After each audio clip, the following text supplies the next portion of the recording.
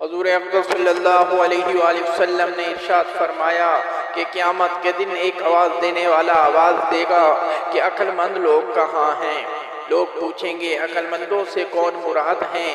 جواب ملے گا وہ لوگ جو اللہ کا ذکر کرتے تھے، کھڑے اور بیٹھے اور لیٹے ہوئے، یعنی ہر حال میں اللہ کا ذکر کرتے رہتے تھے، اور آسمانوں اور زمینوں کے پیدا ہونے میں غور کرتے تھے اور کہتے تھے کہ یا اللہ آپ نے یہ سب چیزیں بے فائدہ پیدا نہیں کی، ہم آپ کی تسبیح کرتے ہیں، آپ ہم کو جہنم کے عذاب سے بچا لیجئے۔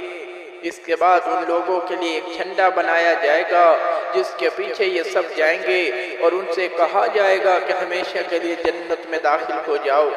آسمانوں اور زمینوں کے پیدا ہونے میں غور کرتے ہیں، یعنی اللہ کی قدرت کے مظاہر اور ان کی حکمتوں کے عجائب سوچتے ہیں، جس سے اللہ جل شانہ کی معرفت میں قوت پیدا ہوتی ہے۔ الہی یہ عالم ہے گلزار تیرا۔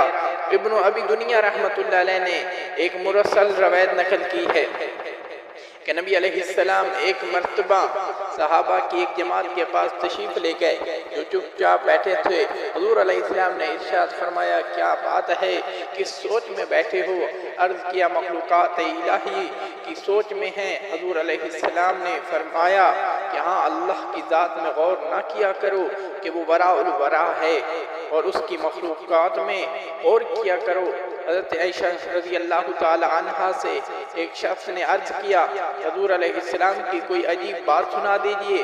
فرمایا حضور صلی اللہ علیہ وسلم کی کون سی بات ایسی تھی جو عجیب نہ تھی؟ ایک مرتبہ ایک رات کو تشریف لائے، میرے بستر پر لیٹے اور بستر پر لیٹے لحاف میں، پھر ارشاد فرمایا چھوڑ میں تو اپنے رب کی عبادت کروں، یہ فرما کر اٹھے، وضو فرمایا اور نماز کی نیت باندھ کر رونا شروع کر دیا، یہاں تک کہ آنسو سینہ مبارک پر بہتے رہے، پھر اسی طرح رکوع میں روتے رہے، پھر سجدے میں اسی طرح روتے رہے، ساری رات اسی طرح گزار دی، حتیٰ کہ صبح کی نماز کے واسطے حضرت بلال بلانے کے لیے آ گئے۔ میں نے عرض کیا یا رسول اللہ آپ تو بخشے بخشائے ہیں، پھر آپ اتنا کیوں روئے؟ ارشاد فرمایا کہ میں اللہ کا شکر گزار بندہ نہ بنوں؟